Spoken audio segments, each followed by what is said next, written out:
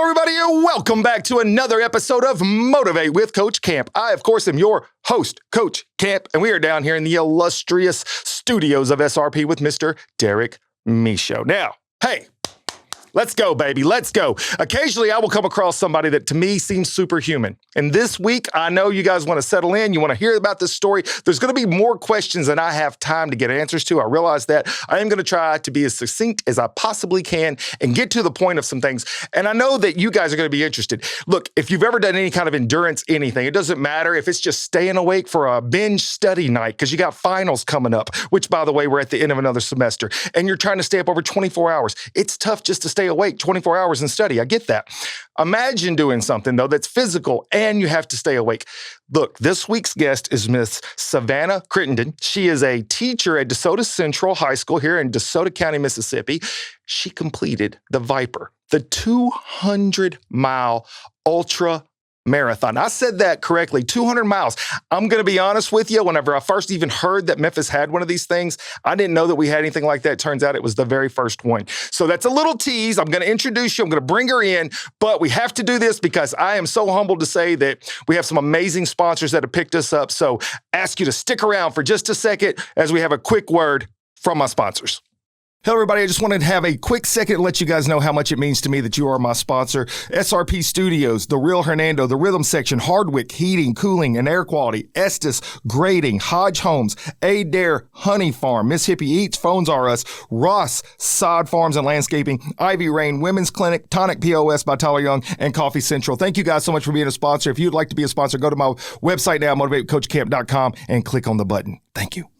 All right, welcome back, everybody. And here we are with Miss Savannah Crittenden. Thank you for joining us here in the studio. Thank you for having me. Man, this is awesome. You said it's your first podcast. First podcast. I think it's going to be a lot easier than running 200 miles. That's my guess. That is my assumption anyways. So look, there's so many questions that come to mind, but I want to build a little bit of the story of who Savannah is and where Savannah came from. Because to be quite honest with you, for all my listeners and viewers everywhere, I've not met Savannah until just a few minutes ago. I knew of Savannah because of the race. We talked on the phone a little bit. Here we are. So there's so many questions that I genuinely don't know. But what I do know is this. You had to have some kind of an amazing childhood come up that brought you into a mental state that could do something like a 200 miler. So give me a little bit about where you're from growing up. I'm here. I'm a local. Okay. I have 4 sisters. Older? One younger and 3 older. Okay. They're all overachievers. So I definitely come from a family of overachievers? Yeah. Yeah. Come from a family of them. Running was not my grow up thing. It was definitely an older thing for me. I was an athlete in high school, and then like most women, we get our running start later. What did you do in high school? Volleyball. Okay. Did your parents play sports? Only with us. Okay, with you. Only with us. That was actually some of my favorite parts of volleyball. I got to play with my parents. I got you. Yeah, okay. So volleyball, not that it's not a hard sport, definitely not long-term endurance type stuff. No. So did your sisters, what did they do? Were they athletic? Yeah, I had another volleyball and a soccer and a cheerleader. Okay, so everybody was very active. Yeah. With 5 girls. Yeah. Hang on a second.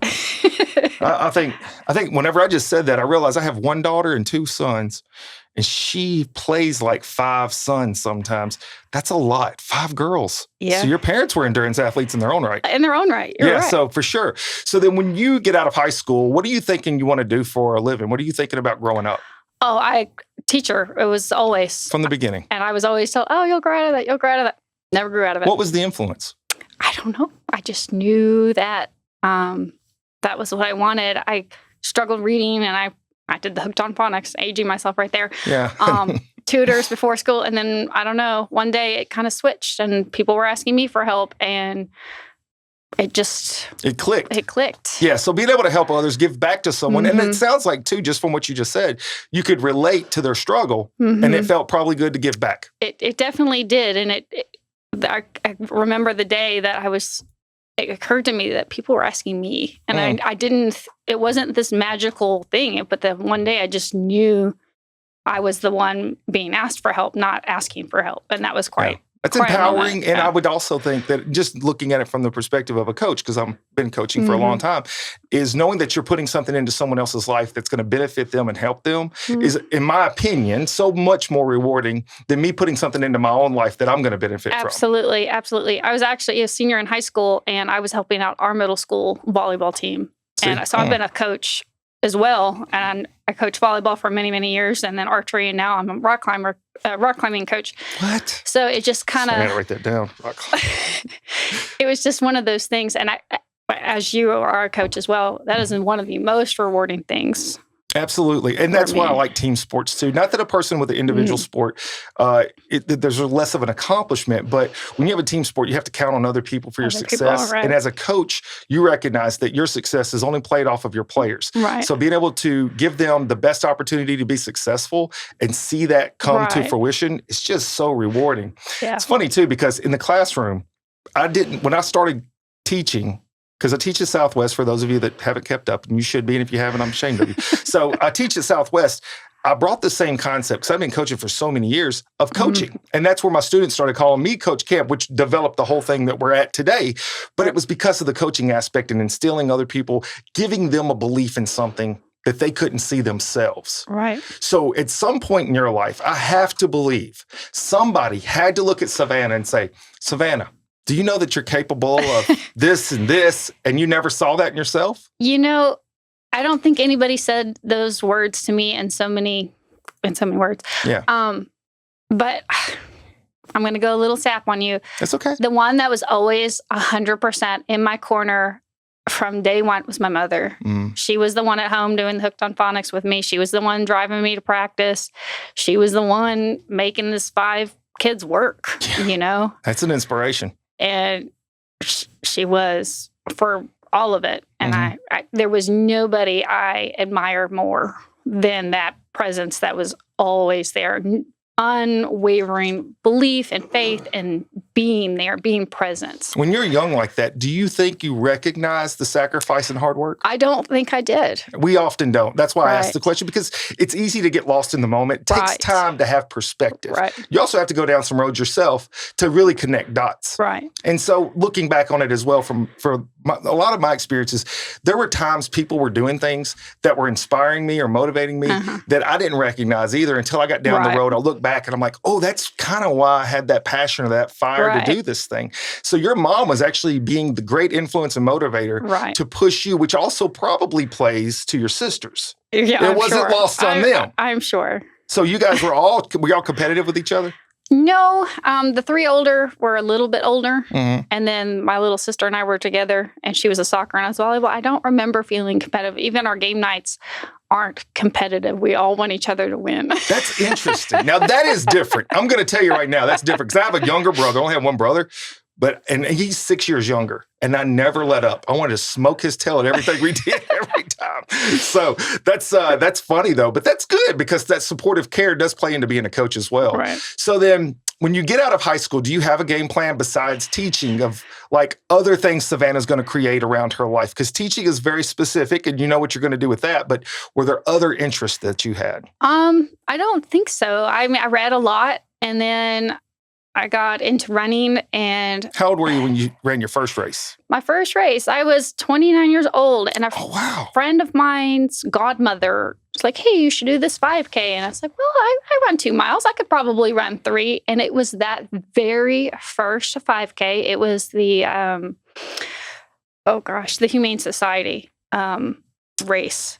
I can't think of the name of it. Out of Shelby Farms. That Humane Society race was my very first 5K. And I was hooked. What was it about it? The energy, the crowd, the support. I mean, it was just so uplifting. Like everything about me was happy and excited to be there, and the cause and the people and the volunteers and the cheering and the friends. There's a big joke around mine. I make a new friend every race. That's the way. Hey, look, in case you don't know, runners and campers, you want to make some friends, start camping or start running, and you will make friends. It is a family. That's true. It's a community. It is definitely a community. And, you know, I got hooked. Yeah. So you run one 5K. Yeah. And you didn't stop and say, this is horrible. I'm never going to do this again. You thought to yourself, when's the next one? When's the next one? Yeah. And so at 29, that's interesting, though, that you went so long after having been an athlete. A lot of times, this is just personal story. Obviously, not everybody applies, but people that were competitive or played sports in high school, they looked for that competitive edge after high school, something to challenge themselves with. Right. Part of what got me into running as well. Plus, I needed to be healthier. But ultimately, for me, it was... I needed that sense. Being a coach was important, but I also wanted to challenge myself. Challenging others is one thing, but I had to challenge myself. So at some point, does this start to play into what else can Savannah do? I just did a 5K. Now what? It didn't start that way. Okay. I guess I would call myself a late bloomer. It was just fun. It is still just fun. I'm one of those rare breeds that goes out and looks forward to her run. I run every day of my life. I'm a run streaker, and I love my run. How long have you streaked? I'm at 1,100 days. Yeah, something like that. You're doing the days? I can't keep up with the days. I have done a minimum. Do you have a minimum run? It has to be at least a mile. Okay. A day. So I started with the 1 mile, and I thought I could get that in. So for over 3.5 years, 2 miles every day, hands down, never going to miss it. I've had COVID. Yeah. I've had sinus surgery. Thank God I've not had any waist problems from the waist down to the feet things. But I'm with you. People have often asked me, does that not break you down? Does that hurt you? I said, well, you don't push yourself through injuries. Right. You can work through soreness. So you started doing the streak thing, and talk to me a little bit about all this. Well, my first half, I trained for it. Man, first time I did 5 miles, that was it. I was a bee's knees. Everybody around me knew what I did. But I did my first half, and I killed my foot. I thought that was it. It was over. So maybe it wasn't for me. I was just going to, do some more 5Ks or 10Ks. And a friend of mine talked me into another half, and I wouldn't have believed it had I not done it, how much easier the second half was. What do you think changed for you? I definitely think it was the training. I was a solo runner. I didn't know other runners. I didn't know other people that ran or talked to them or learned from them. And going in the training slower, not adding on so many miles so fast. The walk is okay. And I had to learn that it's okay to walk, to take a break, to not push through so far, because I pushed through. It was my 11 and my half that it died. And I was never doing that again. So I ran through those last 2 miles on that pain. And it took a while to learn to listen to the signals that my body was giving me that I didn't know they were giving me. I didn't know how to interpret the signals. Sure. Yeah, well, you had not experienced that stuff before. Can I correlate that to life? Absolutely. This is part of the story that whenever I have someone in, we could talk about anything. There's always these moments that's an epiphany moment within that thing that they're doing, but it also plays bigger. And I think that speaks to life. So often we get so fixated on the goal that when we do start to face some obstacles, we forget to adjust. Right. And to me, life is all about the adjustment. When you start to hit something that's difficult, don't ignore it because it will get worse. Right. You got to adjust. You got to fix that thing, but you can still continue. The goal stays the same. Sometimes the path has to change. So you learn this lesson early. Yes. And that's a good thing because I'm with you. I didn't pay attention to my foot. I ended up with plantar fasciitis, had a whole surgery thing happen. So this is all very co-relatable, but we're going to get to a point where I can no longer relate. So y'all just stay with us for a minute. So Savannah, as you continue this this journey, if you will, you trained better, you learned more. When does it come to the point where they say, maybe you should try something bigger than a half? It was actually the Disney Dopey race. Yeah. There was it's a 5K, a half, 5K, a 10K, a half, and a full. And that was going to be my first full. I actually chose on purpose my first full. And that was going to be it. One and done. One and done. No, it didn't happen. And then I did my first ultra you were talking about not imagining being able to run another step. I did my first, I did the Urban Bourbon as my first ultra. And it was also a timed race. How far was that one? For me, it was 31 miles, but people had time. So a lot of them were doing their 50 milers. And I get done with the 31 and they are still going. And I couldn't imagine doing 19 more miles. I was like, how do they do that? I it's not that I couldn't have done another step, but I certainly couldn't have done 19 more miles. Yeah. So what was my biggest turning point in my running, I joined a trail group. I am a road runner who loves the trails. And I was just doing it because some friends were doing it. And I found running friends. And I joined, they do a backyard ultra every year. You do 4 miles every hour. until the last man standing. There are some big distances out there, some amazing people. This is just a small, group that just does it. And they're like, hey, do you have salt tablets? Hey, do you need this? Hey, do you want... All these people are helping. My first ultra, I came with a cooler and a chair. And that speaks to life. We step into stuff and we're like, what was I thinking? Right? So, and they're like, they have all this stuff and all this food and all these. I was like, who are these people? Right. And I just fell in love with the community. It was unreal. These people and how it wasn't just you running. It was definitely a solo sport that's a team sport. Sure. And that was just eye-opening for me to have that community, to be a part of that, to find other runner friends. You don't get to go anymore. This group is insane and amazing. Like, hey, I'm going out for this many miles. Do you want to come? I need early miles. Do you want to come? Hey, I've signed up for this 50 mile or this 100 miler. And everybody, there's almost... I've yet to see somebody not come or do it by themselves. Yeah. Because other people are like, yeah, I'll do that. Hey, yeah, I'll do that. And it's quite that they were definitely my turning point to the ultra distance running. I did the one, but after meeting them and after being with that group, my training, not on purpose, I wasn't going out like, oh, I'm going to train so much more. Was just natural. We're doing more miles and more miles. Like, oh, well, what else? Oh, I've signed up for this race and that race. And so when you have somebody taking the journey with you, it does make it easier. It does. Plus, you have somebody that you can bounce ideas off of. You have people that can share their moments that maybe that they've had to learn the hard way. And you're able to pick up on that, and you don't have to learn it the hard way. So that speaks also to the circle we choose in life. Right. So often, if you surround yourself with people that are pulling you down, guess where you're going to head? Right. You're going to head down. So you got to be around folks that are positive, like-minded, that want to work hard and get you to that next level. Sounds like you fell into it, maybe not by choice, but it was by happenstance. But it was good. It was amazing. They're the trail trippers, and they're just an amazing, tough, amazing, just a great group of people. Yeah, the inspiration is unspoken. You're around people that are doing the big things. They're not talking about necessarily the big things, but it gets you inspired to do it as well. So when you do your first ultra, do you think to yourself, okay, now I'm hooked on ultras? I did not, but I was also no longer at the point where I knew it was just going to be one and done. You knew that there was going to be an adjustment, but then you were going to continue on. See, some of what you just mentioned too that I think is so important. If anybody's wanting to try to take on a new journey, and it could be anything, it could be education, doesn't matter what it is, that you do have to kind of step out into it, and you have to see where you fit in and what is going to work for you. But then learning through whatever other people have experienced and applying that to what it is you're wanting to try to achieve, that's how you grow, and you can grow quickly. So you're learning about nutrition, you're learning about rest, you're learning about the adjustments to pain versus soreness, which there's a very big difference there that people sometimes have hard time differentiating through. So then whenever you start running and you're getting some distance on you, what starts to build in you? What are you thinking? Because as a teacher, you said you've been teaching for 17 years? Yes. In high school, 17-year math teacher. And are you seeing what you're doing having an impact on your students? They were definitely, especially with this race, they knew. Not all of them knew what I was doing throughout. I did my first 100 about 2 years ago. But this one, a lot of them did know. A lot of them were talking to me about it, and I do feel like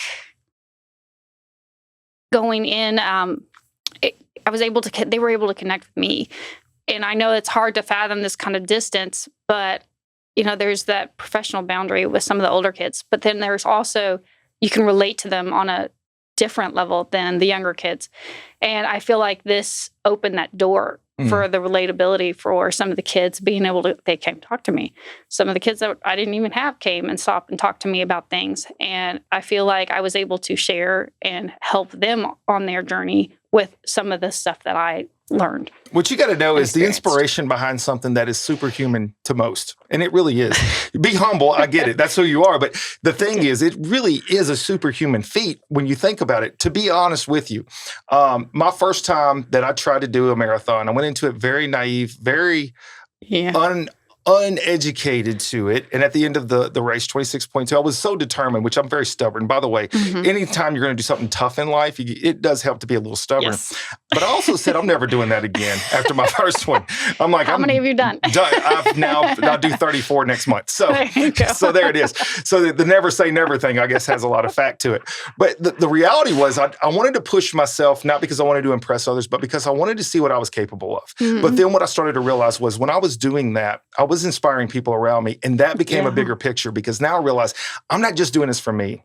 I'm doing this for someone else that needs to see strength where they would never have thought about it being before. A person can't wrap their head around 200 miles for the most part. They can't do that. So before you even get to there, I'm going to tell you, as most of my viewers that have watched, because they even did a whole podcast on my 50 miler, the 50 miles taxed me in ways I couldn't have dreamed. The physical part becomes numb at some point. And it's so much mental grind. So getting to the 100, the first time you set out to do 100, how do you even get into that and start to say to yourself, okay, I can do this. I know that at one point a half marathon seemed big, but I can do 100 miles. We're going to get to the 200 in a minute because I got a lot of questions. But how do you get to the first 100? You know, I haven't done a 50 yet. I actually have a 50 coming up, but I'd done 100K just on my own. I had done one of the Death by 5Ks and I made them 10Ks instead. And it definitely showed me, okay, hey, my body's capable of this. I'm very disciplined. Being that math teacher, I like my numbers. I like my stuff. You don't live and die by your training plan, but I love my training plan because it gives me that, okay, I'm tired. I'm sick. Doesn't matter. I get up. I've got this to do. I have to do it. Now I'll adjust. If I'm really sick and I had 10 miles and I only made 5, fine. I got out there. I did what I could and I moved on. But having that training plan really gave me the focus to narrow it down. Okay, I need to do steps A, B, and C. The mental toughness that goes into this, and honestly, it wasn't that different for the 200. It's you're going in, I can, I will, was my favorite phrase. It was in my head, I can do this, I will do this. And it was that simple. Nothing, and no one was going to stop me. Now, that is the trick, is getting there mentally. That nothing and no one is going to stop you. And for that 100, the training was there. That discipline was there. I have a couple people that heard about it way too much. I talked their ears off about this and what about that and how I actually did the Florida Keys 100 in the heat in May. And it was just a blast. I had so much fun being down there. That's not words I usually hear when I hear of a struggle. Because I will tell you this, too. Anyone that has ran with me knows once I get to a point of misery, I complain a lot. I won't quit, but I'm going to voice it because it's like, this is too hot or it's too freezing or the wind won't stop. But that's actually, my venting keeps me motivated. Yes. It's like some people they want to go to a happy place. I want to get angry because I know I'm not going to quit now. So then when you do your first 100 and you finish that, you set out with a goal. Now, clearly, you didn't train a 100-mile run. People that don't know this, you never run 100 miles prior to a 100-miler to train. You do like smaller 20-miler here and then a 25-miler there or something, building up to it so that the day comes, then the accumulation of strength kind of pushes you through. So when you are getting close to mile 80, mile 90, what's the mindset? What's the body? For the 100 and the 200, it was different because I was definitely better trained for my 200 than my 100. But it's the training for that. You're talking about the high mile weeks. You're doing like 70-mile weeks for the 100 as your peak week. And the back-to-backs are definitely your key. You do a long run. The next day you do another long run, 20, 30 miles. But when you get there, you're in that pain cave, you're hurting. And you're going anyway. You're going to do it. You just got to do it anyway. And that's where that mental toughness is coming into play because you're going to hurt, you're going to be tired, and you're going to be ready to be done. And at my point, I was hot. I chose the heat. I prefer to run in the heat, but I was hot and I was tired. But when you have that mental, you're there in that, you're checked in, you're doing it anyway. Mindset is so key. And look, for young people out there that watch this, and clearly being a high school teacher too, I think that what you're doing is so much bigger than just running too. You're showing your kids that when you do determine something for yourself and you sell out, you go all in, you give it everything you've got, that the only person that can stop you is you. Anything can start to become possible for you. People always, I think sometimes whenever, as a coach, I can think back to so many instances where there was a player that they didn't see the value I saw in them, whether it was a pitcher, a hitter, you name it. And I would try to explain to them, I know how you can get better, but you have to believe it. I can't want it for you more than you want it for yourself. So you're leading by example in so many ways here. So doing the 100-miler is an incredible feat. One day, maybe I would like to think I could do it. Now, I want to start to blend into this 200-mile day, because the truth is, you got to know the backstory to understand the significance to where you are at, or whatever that great accomplishment is. I can name some people that I can never relate to. James Lawrence. I'm sure you've heard of the man, the Iron Cowboy. Doing 101 consecutive days of an Ironman distance does not translate to me. I cannot wrap my head around that ever. So, but to them, I'm like, congratulations, great job. And I am inspired by you to push myself further, because it's always about how far can you push yourself, or what is your next goal, pushing yourself outside of your comfort zone. So you do this 100-miler. And Savannah, I'm thinking back to myself whenever I was, the first time that I even had the idea of doing the 50 miles. And I thought, I don't know how to train for that. And I was scared of it. And I said, I don't see any value to me really doing something that I know I'm going to fail at. And then I realized in the same thought, you probably felt the same way on your first marathon camp. Maybe you should just read some stuff, talk to some people, do some training, and see what you can do. Now, full disclosure, I tried one time, and it was too hot. It was in Jackson, Mississippi. And I finished at mile 34, and I said, I can't do it anymore, because I was getting cold chills. And I was okay with quitting that one, because I didn't want to die either. Then I said, I'm not satisfied, because I feel like I could keep going. I just got to do some things different. And I did. And I went back and I was able to finish the 150 miler. So I wrapped my head around it and I got the mindset. Okay, so you finish a 100 miler. Now, for most people that have done such a feat, they would say to themselves, how do I say that's the halfway point? Because we talked about the mental tenacity, the fortitude it takes to say, all right, now I'm halfway. I'm good now. When I drive 200 miles, Savannah, I usually have to stop 3 times to pee. So to run 200 miles, I can't even think about it. What was the day? Who was the person? Where were you at when you say, I'm signing up for this thing? All right, I'm throwing them under the bus. Do it. It wasn't after the 100 people will ask you, what's next? That's what happens. And I had no answer for them. Okay, now about a year and a half, no, isn't it? Like 8 months later, we're at a walking tall race. And a man named James Bowler has done 200 or whatever, and he's talking to me about a 200. Planted the seed.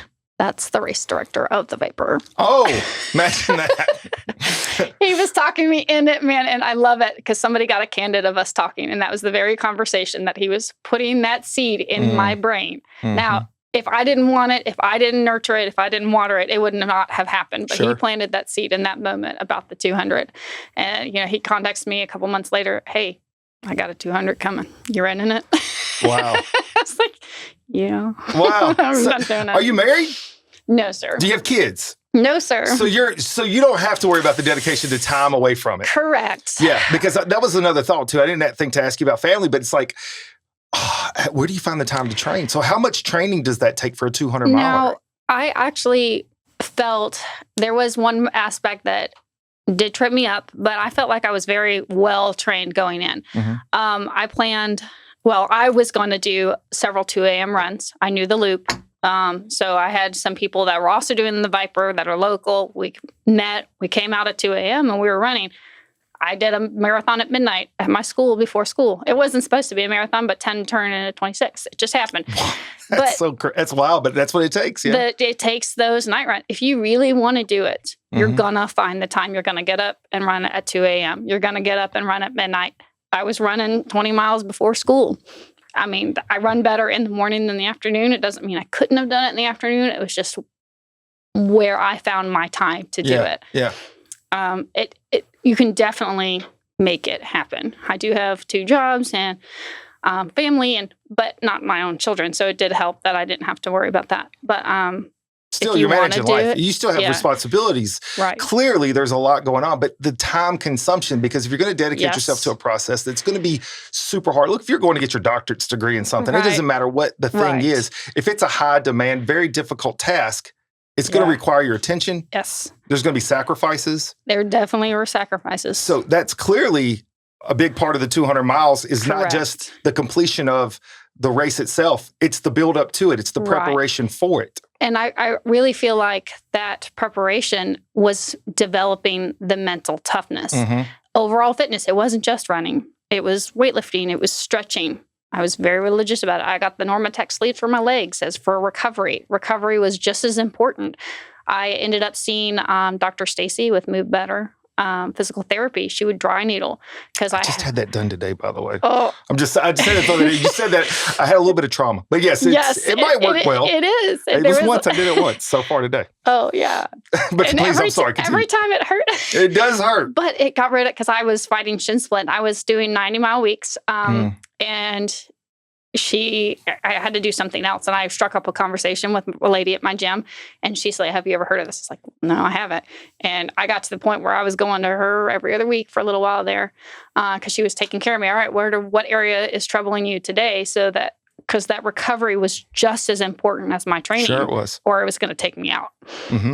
That's life itself too, is the fact that you have to constantly reevaluate. It's only in the reflection where you actually grow and learn a lot of times. It doesn't matter what it is. If you're going through things, you're dealing with some stuff, maybe you learn some lessons, but if you don't reflect on it or you don't adjust to it, it really wasn't learned. You just experienced it. So what you're doing is being very intentional. Yes. That is one of the keys, I think, to being successful in life, is you have to be intentional towards your goal. Right. And there may be moments where you have setbacks. And then you have to ask yourself, if this thing that I'm wanting so bad is so important to me, and it's going to be my thing, it's my importance, then I'm going to have to be willing to continue to fight through it and adjust to it. Look, I'm going to be honest with you. This is not a flattering comment that I'm going to give you on me, but it speaks to the dedication a person needs to be, the next thing that they want to be in life. If they're going to be successful at something, they've really got to go all in. When I was training for my Ironman, to what you're saying as far as being so specific to your training days, your miles, paying attention to what hurt, what didn't hurt, what you needed to adjust to, I was so set that if I didn't do X miles on something day, whether it was a bike or a swim,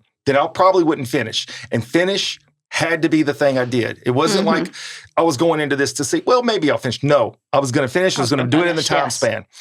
And one day I'm at the gym. Just a fun story. And again, it's not flattering, but I am just telling you the honest truth, people. I was in the pool swimming, and I only got a DAC membership just to swim because I did all my biking and running outside. Yeah. And they come in and they said, you got to get out of the pool. It's time for water aerobics. And I said, my whole membership is just to swim. And I'd only done a couple laps. Like my whole day, I had like an hour of swimming. I go in there, I say, I want my refund right now, or I'm going to go cannonball those women. There's a bunch of 65, 85-year-old women. I'm cannonball their hips because I got to swim. They're not always nice either. They're not. They were rude to me. They like their time. They were like, get out the pool. I'm like, I paid to be here. Anyways, we came to a happy accord. They gave me a small strip, and I swam against the wall. Look, they probably got me back. They probably peed in the water. It doesn't matter. The point is, you got to be dedicated and just focused. You got to be focused. Sorry, Savannah. I should have warned you. I have this never know what's going to happen next. It's okay. So here you are, 200 miles. How far out did you start your training? Too long. Okay. That's great. That's great to know, though. I definitely felt like I wanted to be over-prepared more than under-prepared. And when I signed up, the day I signed up for the 200, I wanted to work backwards. It's like, all right, here's my end goal. These are the max miles I want to be at. This is where I need to be. And then I worked my training backwards. I also had some races on my schedule. I put those on there.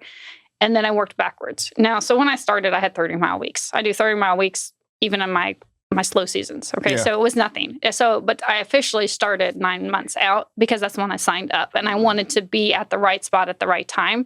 So I started officially. I liked my numbers. So I officially started 9 months out. So 9 months out, and what was the time span that you ramped up where you were like really hitting the high marks? And then the taper, because I think that's another thing people may not understand about race day is as you get close, you start to taper your miles to prepare to be healthy. Now, this is the first time I'd seen this training program. Now, it worked for me. Now, the key about training, every person is different. 100%. That's great advice right there. Everybody's different. Every training plan is going to be different, and it's going to work different for everybody. So it's really important to tailor your training to you. Nobody knows you better than you. It's that simple. I happened to talk to Michael Hill. He used to be a sponsored ultra runner, and he was the first person, because usually with training plans, it's you build 3 weeks, and then you have an off week or a taper week. And he suggested to me that I build a week, take a week, then have a big week, and then take a week. And it was perfect for me. And this is the first person I've seen, and it worked. I had done my 100 and I got hurt. I'd done 3 marathons in 3 days and got hurt during my training. This is the first one that I didn't get seriously injured. And so my peak weeks were 100-mile weeks. So I had 2 months where every other week I did a 100-mile week, and then I had a 50-mile week, then another 100, and then a 50. And that was the first time I've seen that approach that way. But it allowed my body to heal, to rest, without losing any of the distance that I had gained. So now I'm telling you, this is the only person I've seen. So I'm not saying go out and do that. Sure, no. But this is what was personalized, but that's what this is about, Savannah. This is your story, your journey. For me, that worked very, very well. I also do better with more miles. So I definitely tapered. That last month, it was like 70, then 60, then 50. But I didn't stop running either. I didn't want a week off before the race. I didn't like the way it feels when I don't run. So I'm not saying I went out and did a 50-mile run, but, a 10-mile run a few days before was good for me. It felt good. Sure.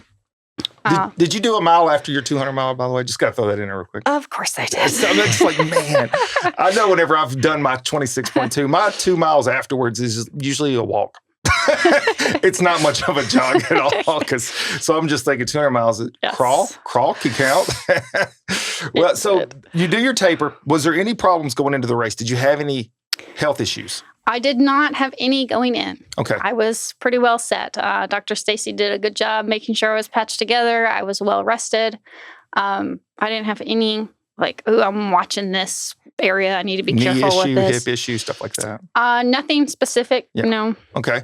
So going into it, now I'm going to ask this part. So I have several little note parts here that I'm curious of personally, and I think other people, especially, I have a decent size endurance athlete audience that check in with me.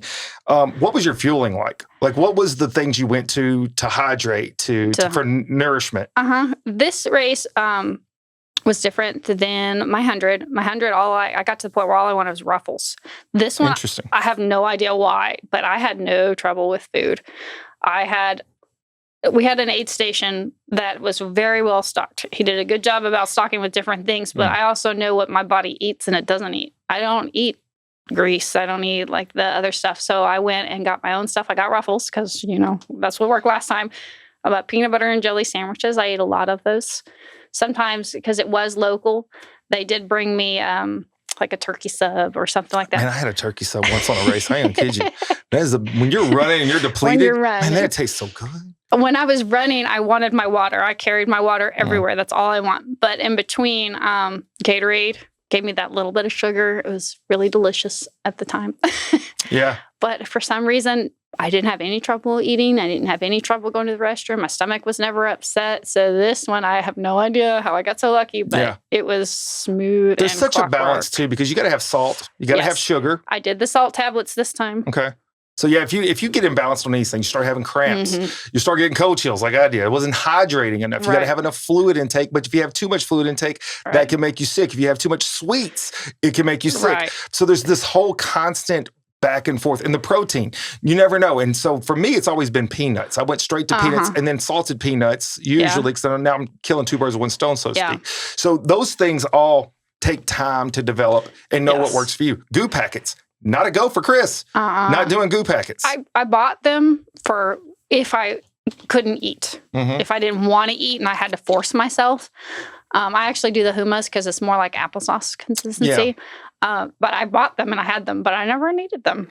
Yeah. So how often, or did you have a routine of how often you would try to make sure you're fueling? I did that first. When we started the race, it was the 33-mile loop. And I started where I had already had food, but I had to eat something in our first 10-mile leg. At our aid station, after the first 10, I had to eat again. So every time I saw them or left them, I had to take something with me because it's really important to stay ahead of that. Yes. Because when you get behind it, then you're putting Band-Aids feel like you're getting on caught up. stuff. You're absolutely right, yeah. And it's not the same, and it's not going to work as well as staying ahead of it. So it's super important to stay ahead of it.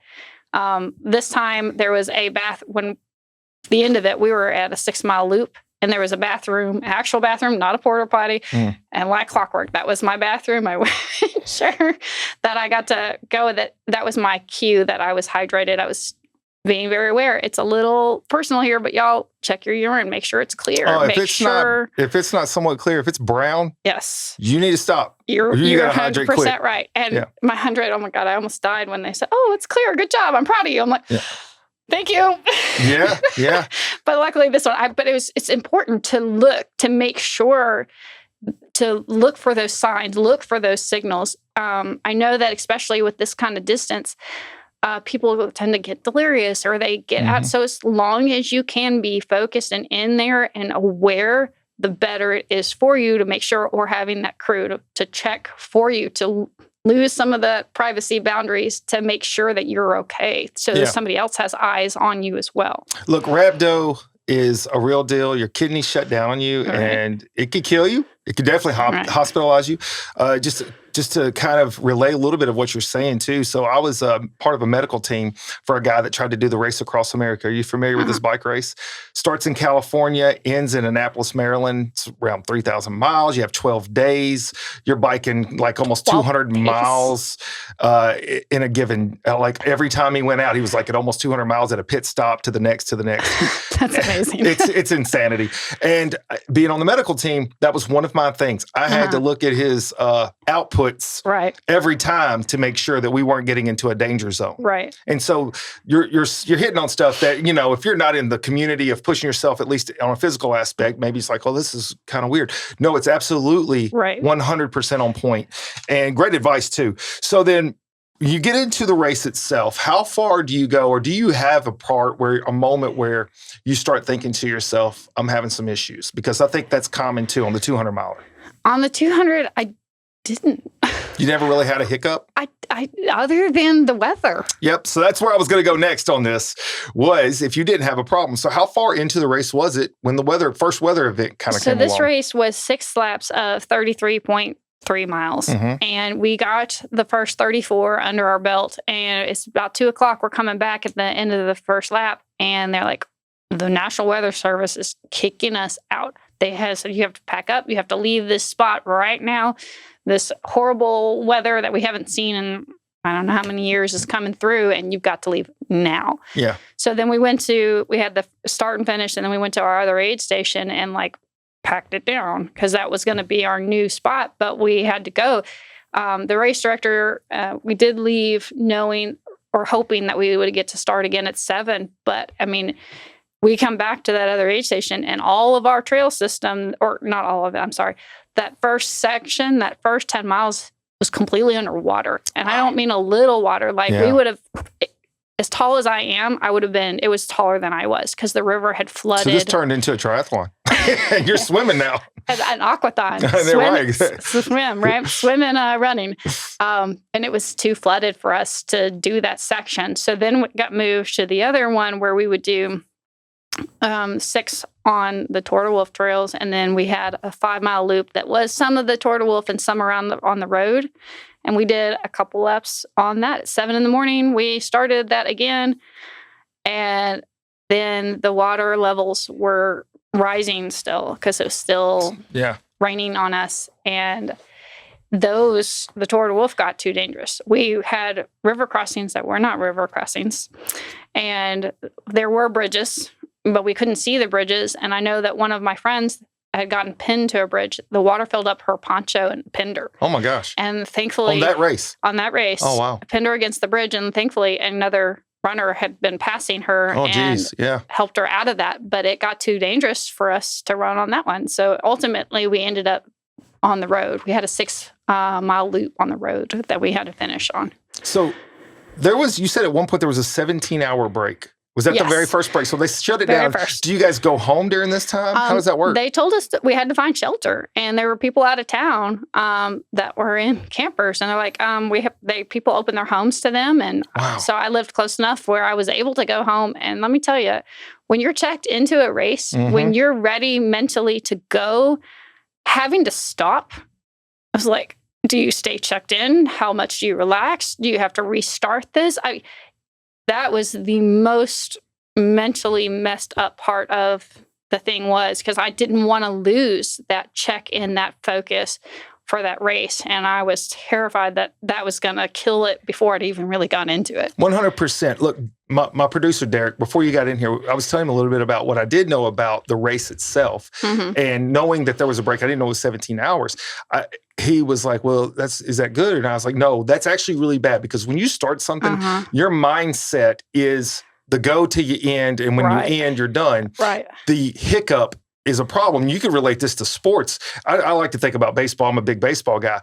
If you're a pitcher and you're in the groove, you don't want to have your team up to bat for a long time. You want your team to get the lead, but you want to go back on the field because your mindset, your mechanics, everything's flowing. To hit a disruption in that can throw everything off kilter. So with this 17-hour break, that's not a blessing. It was not if you're looking to going back. And they're like, well, you get free sleep because it paused the race. It's like, yes, it's free sleep, but at what cost did you pay for it? Exactly. How do you get re-engaged, right? So typically, if there's not the weather stuff, which by the way, you're taping today, this will come out in a couple of weeks, but today when you come into the studio, there's Torcon 3 going on. I mean, it's a constant storm. I don't know, we went into the monsoon season around here. It has, and you know, I had so much rain during the race and it was fine. I did it. I was like, I'm here, I'm locked in. Who cares? But since the race, I have become the biggest baby about the rain. And I feel like every other day it's raining. It is raining every other day. It's crazy. And so much of it. Tornadoes last night. Man, look, I am a whiner, but I'm also a fighter. Like I have ran in some abysmal conditions. I ran through a tropical storm once. I complained the whole time. So man, I'm not even trying to pretend like I am a happy-go-lucky person. I am when it's 70 degrees and everything's happy and flowy.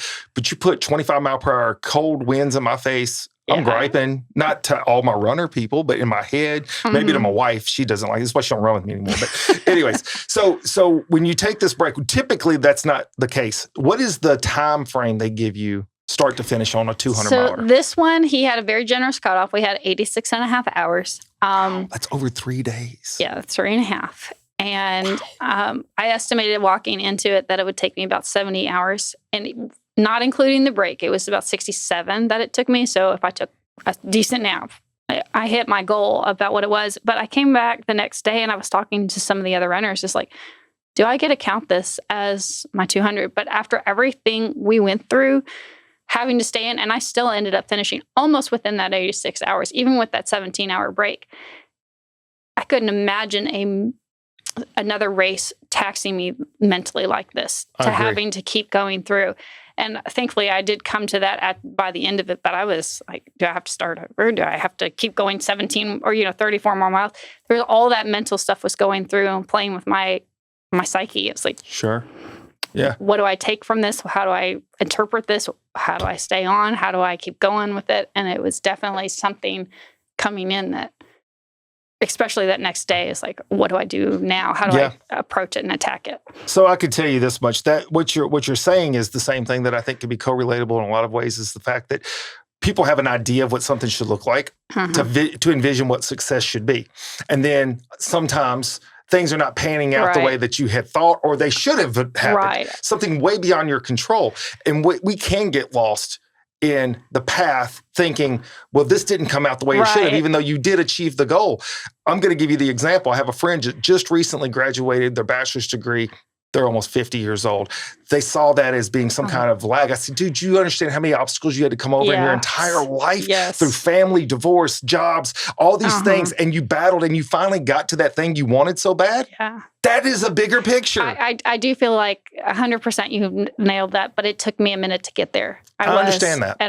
But I appreciate you saying that, because it did. It took me a minute to get to that point, because it was. Look at all the obstacles. I didn't have an easy breezy race in 70-degree weather. I think it would have been so easy to check out. I think that's the bigger picture, is going through that. It would have been like, it's raining, it's flooded, we got to change again. Now we're on the street. That's called life gives you examples to have excuses. The question is, are you going to accept the excuse, or are you going to move on and try to be better than the excuse? That's tough. That takes self-discipline. That takes mindset.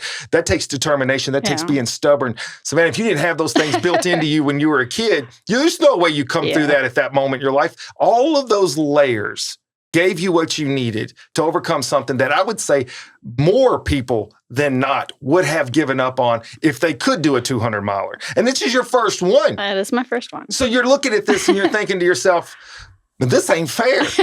But I think it's perfect because life ain't fair. Right. And I'm gonna just share this. Is it okay if I share this with you? Please. Because here's the thing. I once made the mistake, a person that I know had been through a lot of things, and I was kind of complaining about some stuff, and then it kind of dawned on me. I'm a very positive, motivated person too. I think that's kind of part of it. I know a lot of people are really intelligent. They cuss a lot too. I'm just like, I don't ever cuss. Why do you cuss? It's like, I don't know. I vent. So people have different ways of venting. Right. My venting is I just accept the problem, but I'll talk about the problem, but I'll just push through the problem. And I was saying something, and I realized this lady had lost a lot in her life, like she to cancer and stuff. And I was like, I am so sorry. And she reminded me of something that I thought, I'll never forget it. And it was so important. She said, life is not a competition. We all have our own struggles, our own battles, and how we face those is important to us. And sometimes when you face certain things, you can inspire someone else. So she said, don't ever think that if you're saying something about anything that I'm feeling a certain way about it, it's important to you, so it's important to me. And I thought, that is so profound. It's so profound. And so whenever I go into something and talk about it, I'm not trying to compare myself to other people. It's what is my toughest? And that's what you should do. And that's what everyone else, in my opinion, should do is what's the toughest thing you face and how can you make yourself stronger or better? I'm going to give you an example, and it's not the same. And I gave you that long story to relate this. When I did my 50 miler, just so you know, the first one, it was super hot and I did get cold chills and I'm a paramedic. And I said, I'm not going to be the guy that's in the coffin, dead from dehydration. And all my medical friends are walking by making fun of me. Look at this idiot. He should have known better. Why did he drink? He should have known. He's smart. So I was like, I'm going to make a responsible decision. So I didn't have a problem dropping out of that. Then when I went back for the second time, it was at the 50 miler at Shelby Farms, the Buffalo Big 50. Buffalo. And it had poured down the night before. It's a really good race, but the night before, it had poured down all night. I show up very unprepared, didn't have a headlamp or nothing, didn't realize how dark it was going to be, thought I could stay with the other runners. They were way faster. I get into the swamps. I'm falling down in the mud. And immediately within less than 20 minutes, I'm complaining about everything, saying, I can't see, I can't walk, I can't get my footing. This is dumb. I'm going to quit. And I reminded myself of something. Why did you show up? Why? Was I doing something? Am I sponsored? What am I here for? Right. It's the challenge. And life is going to throw you stuff that's going to be so hard to comprehend, and it's not fair, and you didn't sign up for it. How do you move forward? And you know what? It's stories like yours. I think it's stories like that where you face so much adversity in something that you had never done before, and you refuse to give up. That speaks volumes. Your students are going to learn stuff from this. Whenever they face life problems, real life problems, they're going to be able to look at Miss Savannah and say, Miss Savannah had every reason in the world to give up, and she didn't. Do you ever think about that? I don't always have the conversation, but anytime I can remember, I try to have, because I have the big kids, remember your why. And I tell my kids that you need a strong why when you pick something to do, because you're not going to have a perfect anything. It will not. There are going to be things that are thrown at you. There are going to be obstacles. There are going to be things in your way.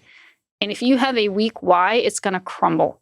It's going to fall apart, and you're going to find an excuse, and you're going to give up. But if your why is strong, if it is what you truly believe, if it is down in your soul and the roots are there, it doesn't matter what kind of storm, what is thrown at you, you're going to come through and you're going to achieve what you set out to do. But if you don't have that why, then you've already lost. You're giving up on something because it wasn't in your heart to begin with. Right. And that's the truth. And I tell my students all the time, if you're chasing your passion, you will find your purpose. And when you have those things aligned, and it's like what you said, it's a part of who you are. It's something that's easy to not give up on them. Right. And you make it that way with the running. And I think that's just an analogy to life, my personal thoughts. Coaching sports are an analogy to the bigger picture for me. When I'm out on a ball field teaching kids, and I still coach softball. My goal is to help them become better players. but it's more important that they become better people. I want to instill in them confidence and perseverance and give them tools to work with outside those lines. And to be honest with you, we not only can do that just by coaching and helping someone else learn their path, but we can do that by living the example. Right. I just recently said in a speech, if you're one of those people or you're around folks that say, do as I say, not as I do, you're not a true leader because you got to believe in it so intently that you will do everything you can to lead by example. And that's what's going to inspire other people. Savannah, you're doing that. You're absolutely crushing it. I can't thank you enough for coming down here, by the way. Sometimes I get distracted and I will go on some different squirrel paths. But I was like, man, whenever I found out there was a 200 miler in the area, the race, I'm like, I got to find somebody. I got to find somebody to come here and talk about it. So incredible challenges. What's next for Savannah? What you going to do now? Because that's the next question. Everybody has to ask it. That is the next question. And it is definitely something I've reflected on. I don't know. And part of me hates not knowing because I like I like my schedules. I like but sometimes I wake up and it doesn't matter if I run 3 or 6 miles right now. But it's also important to not jump into the next thing. As an experienced runner, when you stopped your 50, that one, not every race is the right race for every person. That's true. The Florida Keys is hot. I know lots of people that don't want to run in the heat. They can't do it. They don't want it. I'm the opposite. I don't want to run in the snow. But so finding that right race, and it's got to be something that I'm waiting for the tingles, the excitement. Ooh, yeah, I want to do that. I love running. The halves are actually my favorite distance, but I've run I did the mini Indy on the Indianapolis Speedway. That was so fun for me to get to run in Angels baseball field. I got to run out there. But I want a race that just gives me that spark, that thing that's going to get me up at 1 a.m. to run a 2 or run the marathon when I need to, just to give me that why, that stronger reason. So I'm not saying I wouldn't do another one or farther, but I need it to be the right one. And I'm not ready to go out there and look at it. I'm not saying if it didn't fall in my lap that I wouldn't eat it up and take it. But it has to be the right one. And this particular one, I loved because it was my home court. It's here. And I'm one of those people that's very social. So I loved that I had so many of my running community was here. I had so many pacers. I know lots of wonderful people love to run solo and they want to do it on their own. Like, this is my power. I absolutely am confident I could have gone out and run it 100% by myself, but that wasn't what brings me joy. I will run slower with plenty of people. I'll run my own pace when I need to because I enjoy the people. I enjoy running with other runners, and we had all kinds of different conversations happening on there. But they had so many different in and out of crew. They were able to come help. Oh, I can come these hours. Oh, I can walk or run this lap with you. And it was wonderful. I had so much fun. Everybody made the comment. You said you were cussing in your head. I had a blast. Well, that's good because honestly, that's the part of it. Is everybody? It's different for everyone. Absolutely. Whatever that is, and you're sharing this with community too, which is, I think, that's the big picture, right? It's not just about Savannah going out and just running some miles, but you're sharing an experience. And that memory, those memories, it's so much bigger than just the moment. It 100% was all about, and I loved, because I had so much joy. Everybody commented how much, every time I see you, you're smiling, because I was having fun. I got to run with my friends. I got to have all these crazy conversations. I was waiting for the hallucinations, and I'm not going to lie, I'm a little disappointed that it didn't happen. You didn't see them, Well, the guy that did the bike ride, he said he at one time saw some dwarfs on the side of the interstate as he's riding, because it's actually a lot of road, and then some of it's interstate, but it's a lot of back roads. He's like, I saw some dwarfs on the side of the road. I'm like, well, they weren't there. I was waiting. I was waiting for it. It's like, what hallucinations would my mind come up with? And it didn't happen. You have to try it again. You have to see what happens next time. And you talk about the conversations. I wish that I had a recorder, because the conversations I hear as I jog on these races, it spans everything. Because you end up getting next to people. And like you said, you make friends, and then I'll hear them talking to someone else, and just the side conversations are so funny. They're all over the place. And I couldn't even tell you what conversations I had. There were a couple of games that we played, but I don't remember the conversations, but I remember enjoying them. Yeah. And that's really what is great is that I was able to take the joy away from it. 100%. Well, I'm going to plant a seed, and I'm going to ask your final thoughts. Here's my seed I'm planting for you. I think you could do this, and I would love to have you back after you finish it. Have you ever heard of the Marathon des Sables? No. It is a 151-mile run in the Sahara Desert. It's known as one of the hardest races on earth. You have to have your own backpack. You run so many miles per day. You sleep at night, and it's done over 6 or 7 days. And it's called the hardest, I don't know if it's the hardest or one of the hardest races on earth. It's part of the 4 Deserts race. It's been on my thought for a while, but I need my daughter out of high school before I try that. So there it is. Look it up. It's infectious. Well, the first time I saw it, I'm like, wow, that's crazy. And I kind of love the idea. Yes, I love crazy. So I might end up one day trying that one. So I'm just putting that out there. So as a final thought, what would you leave my listeners with? And this could be pearls of wisdom, anything. Okay.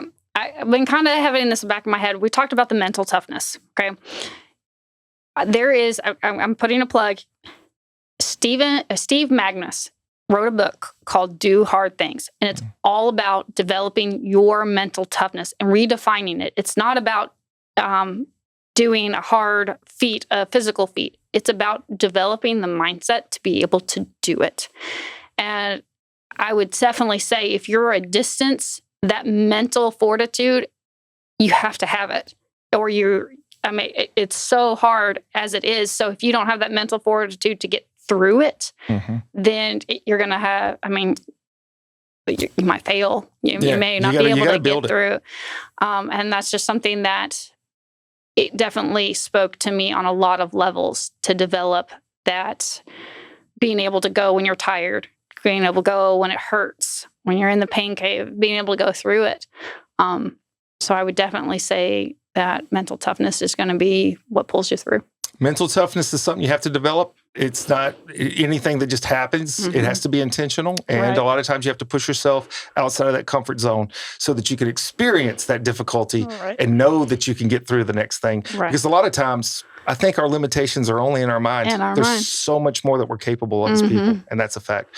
Well, Miss Savannah, thank you so much for coming down here to the SRP studios. I look forward to seeing where you go next, literally and figuratively, because I know that it's going to be some big things happening for you in the future. Thank you. All right. To my listeners, I want to thank you guys for tuning in each and every week. Continue to tune in. Send those comments. Go to my website, motivatewithcoachcamp.com. And until next time, Coach Camp out. I love the chase and the hunt, and I set the pace when I'm running. I always take what I want and I always give it 100. Don't need a bank, no I'm funded. Play the game like it's nothing. I'm always thankful for something. Don't take for granted, stay humble. Now wake up! It's time to look at the enemy. Look in the mirror if he is no friend to me. It's not working out, maybe it's the chemistry. It's time to break up so I can make a better me. Better believe in your mind, cause it's everything. You can mold, shape, find almost anything. All it takes is some time.